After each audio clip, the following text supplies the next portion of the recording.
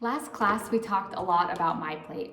We talked about the important role that each of these food groups provides your body with the nutrients it needs to be healthy and grow and develop properly.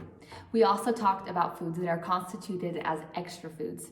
These foods do not have a lot of nutrients in them and do not provide your body with the nutrients it needs to grow and be healthy. Today we're going to be talking about one of these specific groups, and we'll continue to do so over the next couple of months. Each of these food groups has a lot of information about the nutrient density and what it does to your body and its health. Today we'll be talking about the fruit group. The fruit group provides a lot of these essential nutrients, including vitamins. We've talked in the past about deficiencies and what those look like in our bodies, not something you want to have take place. Fruits provide your body with the nutrients it needs to avoid these deficiencies. We're going to begin by doing a fun experiment. We're going to be talking about acidity and watching how it takes place in fruits. Surely you've all seen this experiment before.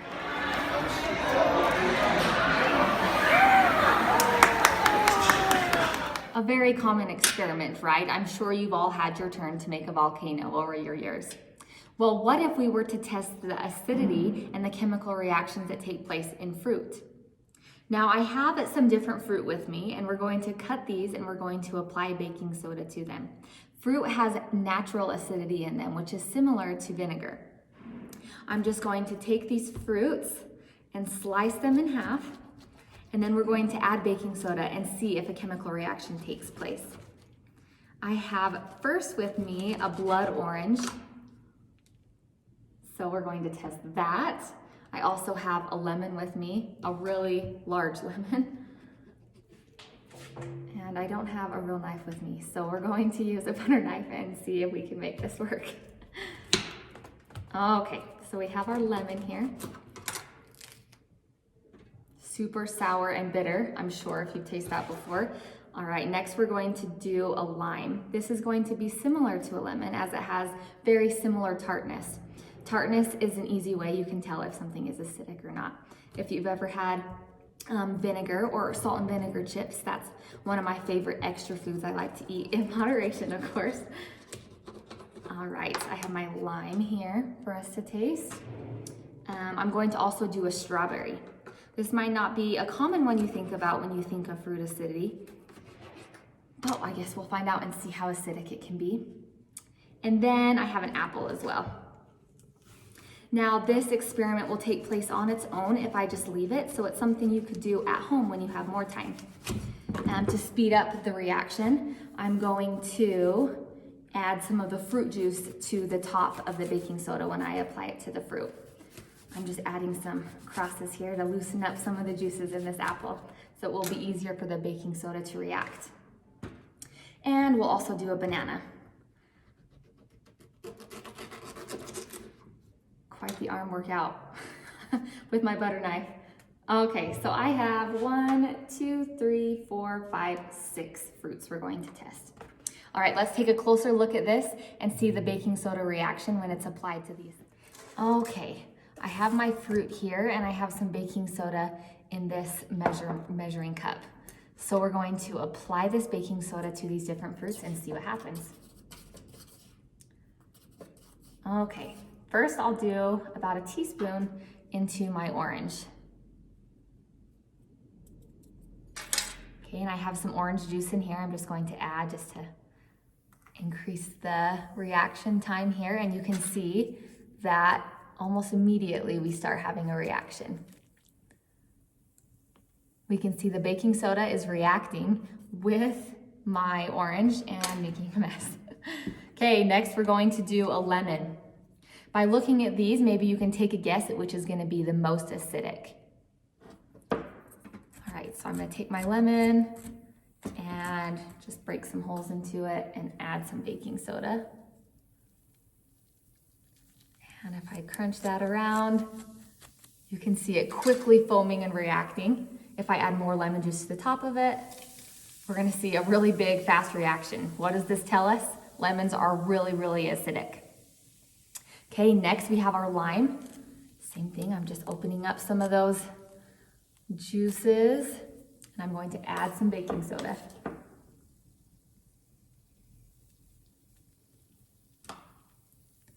Already seeing a reaction take place here.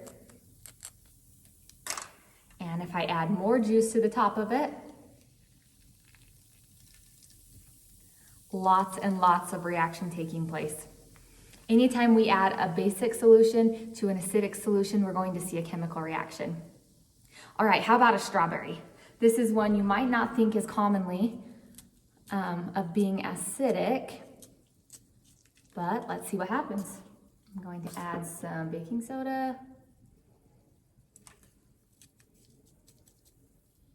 And we definitely see a chemical reaction taking place. I tried to juice a strawberry with my butter knife. It didn't work very well. But you can see we have some foaming going on. Definitely nothing compared to the lemon or the lime. All right, next we have our apple. We can see it already is starting to brown just after slicing so shortly after. And our baking soda, what's happening here? If you can hear, there's a little bit of foaming happening, not nearly what we saw with the others, but when I add some apple juice to the top of it, we can see a little foaming, nothing at all compared to what we saw with the others. But that tells us there is some acidity in apples. Okay, next a banana. I'm just gonna mush this up so we can fit that baking soda in easier. Let's see what happens here. You see? Not a ton of reaction taking place. Obviously, a banana isn't a very acidic fruit. It does have potassium, which can help prevent leg cramps from taking place. So there is a lot of minerals and nutrients in a banana. There is some acidity, but nothing compared to our others. So hopefully this was a fun way that you could see the reality of the acidity that is in fruits, and you can try this at home very easily. Just cutting a fruit in half, adding some baking soda, and maybe even seeing how long it takes for the reaction to take place rather than speeding the process up like we did here.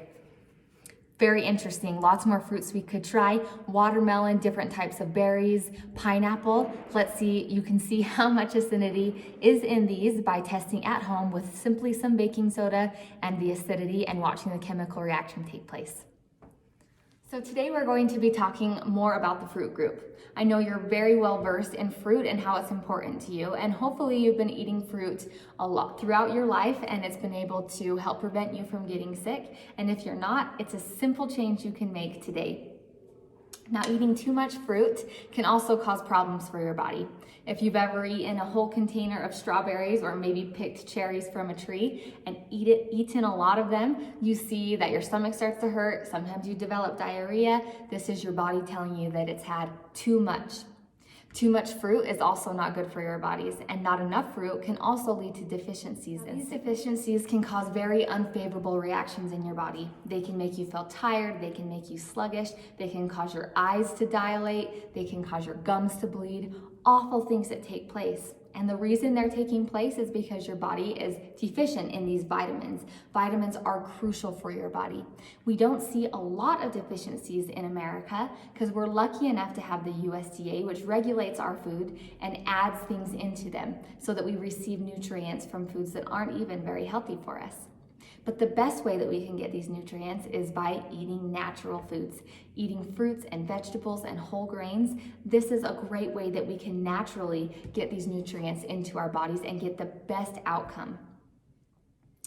Fruits also provide hydration for your body. They add water to your body, which is made up of 60 to 80% of water. Hydration is very important to making your body work and move properly. So not only does fruit provide your body with minerals and with nutrients and vitamins, it also hydrates your body, which is another important thing that you get when you eat fruit. Now, too much fruit we talked about isn't good for your bodies, but how much is enough? If you remember, we made a symbol several years ago with our index finger and our thumb and made a picking motion like you're picking grapes off of a vine. My dad, when I was growing up, had a big garden where he grew lots of fruits and lots of vegetables, and one of those was grapes, and we would pick them every Saturday morning. So I'm very familiar with this picking motion. 1.5 cups is how many you should be having a day. Now, this is so simple and easy to do. Think of how little 1.5 cups is. If you're not familiar with measuring cups, then maybe you're familiar with a baseball. Did you know a baseball is about the size of 1 cup? So when you're eating your fruits, if you're not around a measuring cup or not wanting to measure, just imagine a baseball.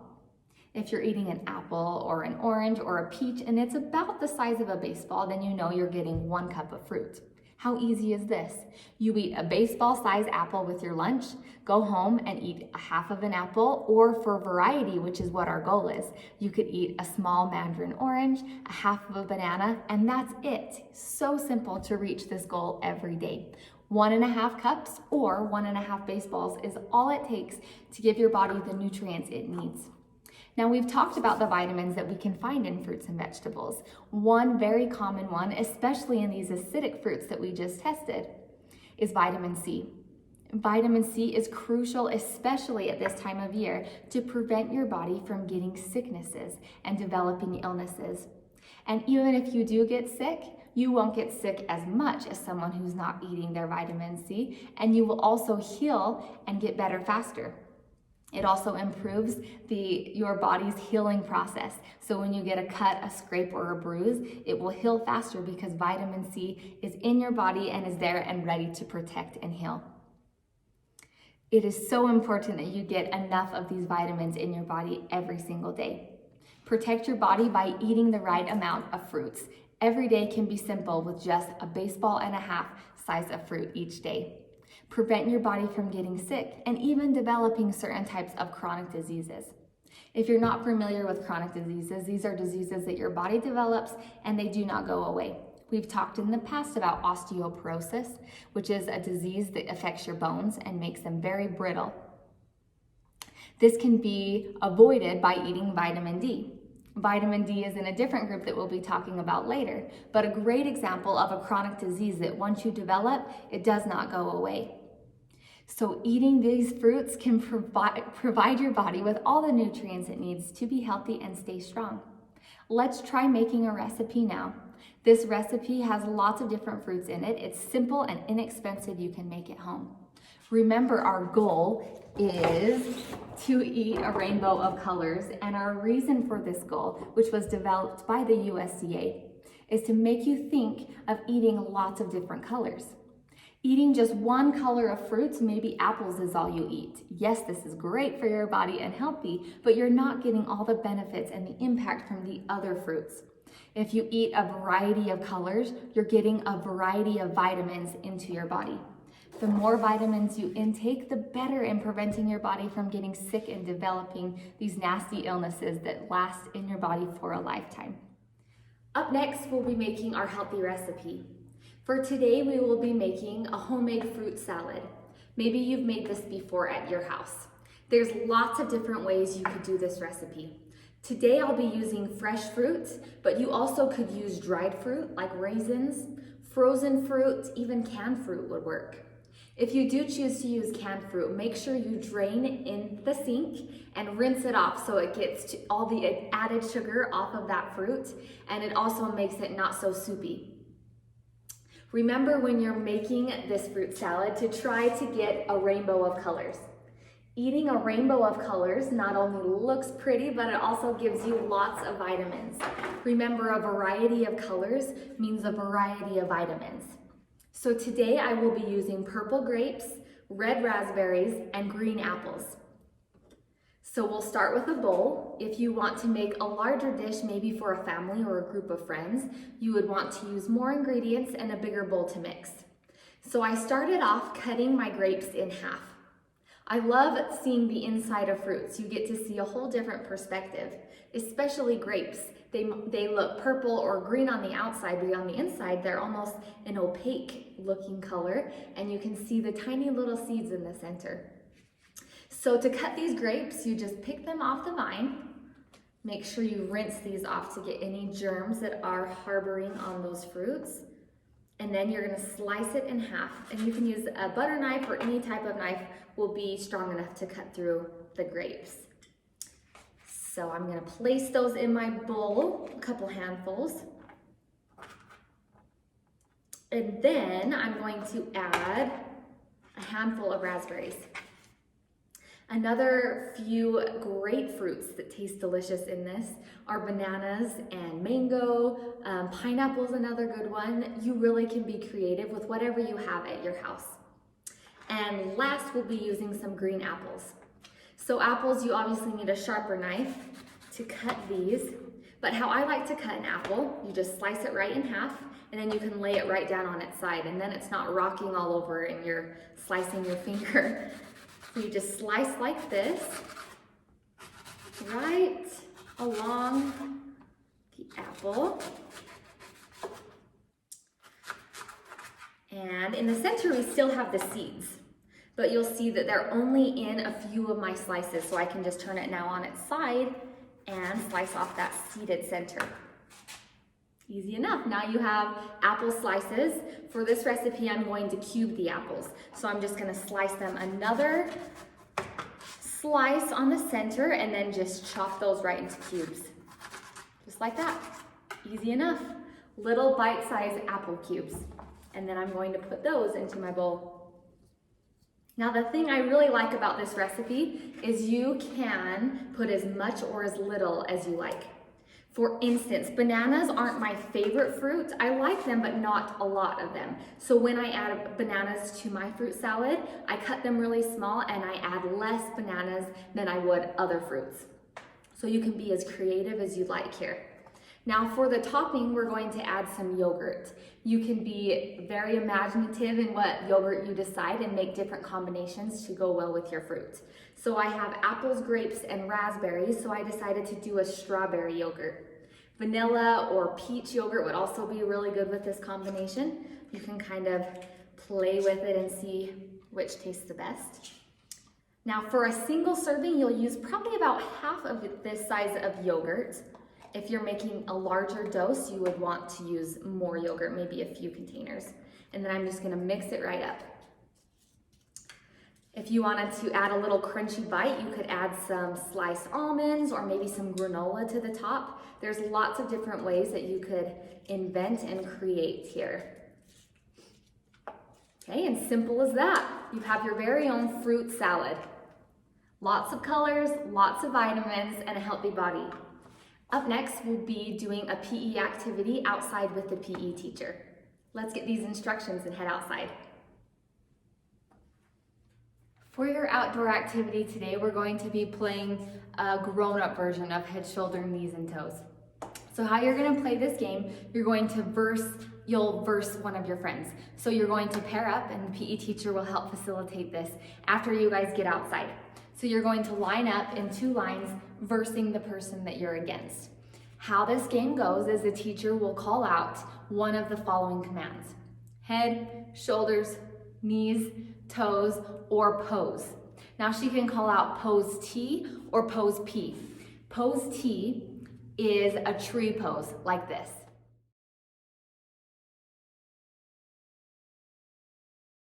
This can be done in different ways. One of these ways can be just standing on one foot, arms can be raised on your hips, whatever you want. You want to have the most stability, but you must remain on one foot. The next pose that you can do is a planking pose, which we've talked about before. Here's an example of what a planking pose should look like. Hopefully you're very familiar with planking poses. This is a great way to build core strength and to strengthen your muscles throughout your body. So how you'll play this game when you're versing your friend, the teacher will call out the different commands. You want to hit these poses as quickly as you can. Head, shoulder, knees, and toes. When she calls pose, you'll hold whatever pose she calls, whether it's a T or a P. These sound very similar, so you need to be listening so you're making sure that you hit the correct balancing pose. If she calls pose T, you'll hit the tree position and you'll hold as long as you can. As soon as one of your teammates falls out, they have to sprint the track. If you're able to hold the pose the longest, you don't have to sprint the track. You'll return back and continue. So try to increase your balance by squeezing your core and holding as long as you can. Hopefully you can partner up against someone who has a similar balancing ability as you. Balancing is a great way to strengthen your core, improve flexibility, and to improve balance. This is very important for your body to grow and be strong and healthy. There's lots of different ways that you can exercise, and getting a variety of these exercises will complete and tone your body. Good luck, improve your balance, and I will see you guys next month.